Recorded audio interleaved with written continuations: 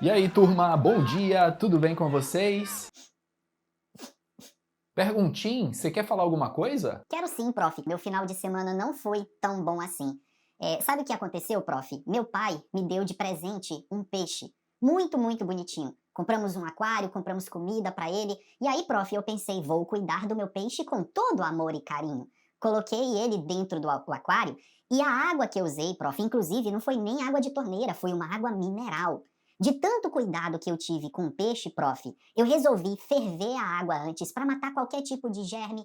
Deixei a água esfriar, botei no aquário. Quando a água estava devidamente fria, eu botei o peixe. E sabe o que aconteceu com o meu peixe, prof? Eu imagino que sim, Perguntim, mas o que houve? Ele morreu afogado, professor. Que tragédia! Peixe morrer afogado. Isso é possível, prof? É sim, Perguntim, é possível sim um peixe morrer afogado. Inclusive, esse é o tema da nossa aula de hoje. Então fica comigo nesse vídeo para você entender melhor esse problema do nosso aluno Perguntim.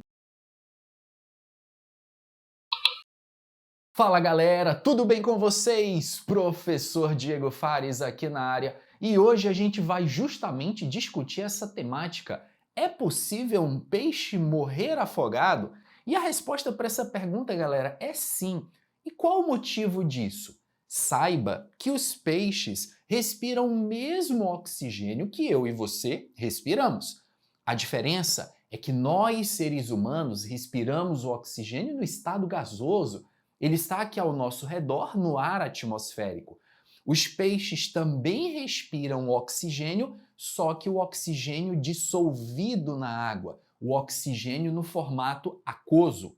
Portanto, se não tiver oxigênio dissolvido na água, o que vai acontecer com o peixe? Ele vai morrer. E aí você está se perguntando provavelmente por que o peixe do nosso aluno, do nosso querido aluno Perguntim, morreu afogado. A explicação para isso é bem simples. A dissolução de um gás em líquido, ou a solubilidade de um gás em líquido, depende basicamente de dois fatores. A pressão que o gás vai exercer na superfície daquele líquido e também a temperatura do líquido. No caso da pressão, quanto mais alta for a pressão que esse gás estiver exercendo na superfície do líquido, maior será o S, maior será a solubilidade do gás no líquido. Pensa no exemplo do refrigerante. Como você imagina que é feito o processo de fabricação e gaseificação dos refrigerantes? De forma simplificada, porque industrialmente é algo muito mais complexo, o refrigerante, depois de pronto, ele é chamado de xarope. E esse xarope é o refrigerante pronto, só que sem o gás. Ele precisa ser gaseificado. O gás das bebidas gaseificadas é o CO2, é o gás carbônico. Como é feito de forma simplificada esse processo de gaseificação? Você coloca o gás aqui na superfície do líquido e prensa ele, exerce pressão. Quando a pressão aumenta, esse gás ele não tem para onde ir e ele acaba se infiltrando no líquido, ele acaba se dissolvendo no líquido. Portanto, quanto mais pressurizado tiver esse gás sobre o líquido, mais o gás vai se dissolver no líquido. E o contrário é verdadeiro. Quando você baixa a pressão do gás, a solubilidade dele igualmente diminui. Exemplo disso, quando você abre o refrigerante. Abriu a lata de refrigerante, você ouve aquele escape de pressão. Isso acontece porque quando você abre a garrafa ou a lata de refrigerante, você está diminuindo a pressão dentro da lata. Diminuiu a pressão, o que acontece com a solubilidade do gás? Também diminui. Ele vai começar a sair daquela bebida. Olha só que coisa interessante. E o segundo fator é a temperatura do líquido. Quanto mais quente tiver o líquido, menos gás dissolvido ele vai ter. No caso do exemplo do nosso amigo Perguntim, o que ele fez? Ele pegou a água mineral, até aí tranquilo, mas ele ferveu previamente aquela água. Mesmo que ele tenha deixado a água esfriar, quando você ferve a água, todos os gases que estão dissolvidos ali, inclusive o oxigênio, o que acontece? Aumentou a temperatura do líquido, diminuiu a solubilidade, o gás vai embora. Mesmo que você deixe esfriar, leva um tempo para que o oxigênio volte novamente a se dissolver naquele líquido. E no caso do nosso amigo Perguntim, não houve tempo suficiente para esse oxigênio se dissolver na água. Portanto, quando ele colocou o peixe dele dentro da água, o peixe acabou morrendo afogado. Acontece a mesma coisa com refrigerante. Por acaso vocês já abriram refrigerante em temperatura ambiente? Não? Dá uma olhada na quantidade de espuma que faz.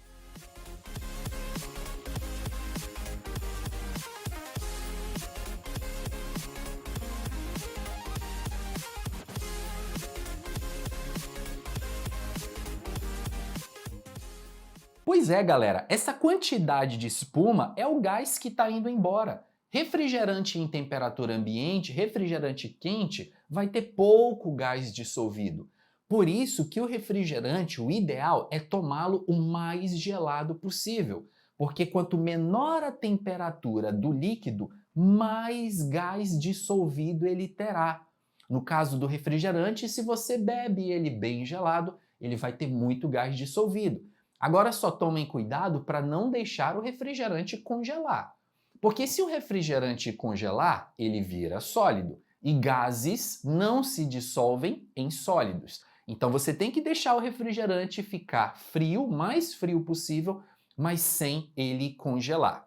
Quero mostrar para vocês, inclusive, galera, trechos de alguns experimentos que eu fiz aqui no meu home studio referente a essa temática que eu estou abordando com vocês. Olha só. Galera, é o seguinte, eu estou aqui com uma garrafa de Coca-Cola, uma lata, e essa aqui está em temperatura ambiente. Vocês vão perceber duas coisas. Primeiro, quando eu abrir a lata, vai fazer um barulho muito forte, porque obviamente eu estou diminuindo a pressão.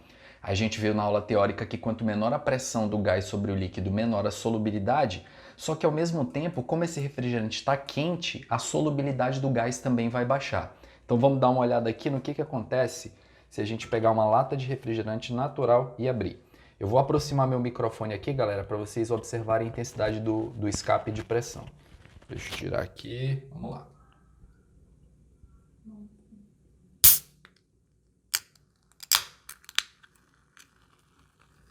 Bom, deu para ver aí que foi bem forte. Agora vamos fazer o seguinte. Vamos pegar a garrafa de refrigerante gelado e fazer o mesmo esquema. Vamos lá. Muito menos barulho. Outra coisa que eu quero que vocês percebam também, galera. Aproveitando aqui que eu tenho um refrigerante gelado e o refrigerante natural. Refrigerante natural, olha só o que acontece quando eu coloco no copo. Ele espuma bastante, porque como ele está em temperatura mais alta, o gás está menos dissolvido, então a tendência do gás é sair. Agora reparem que se eu fizer a mesma coisa com refrigerante gelado, a gente vai notar uma formação de espuma muito menor. Observem aí, ó.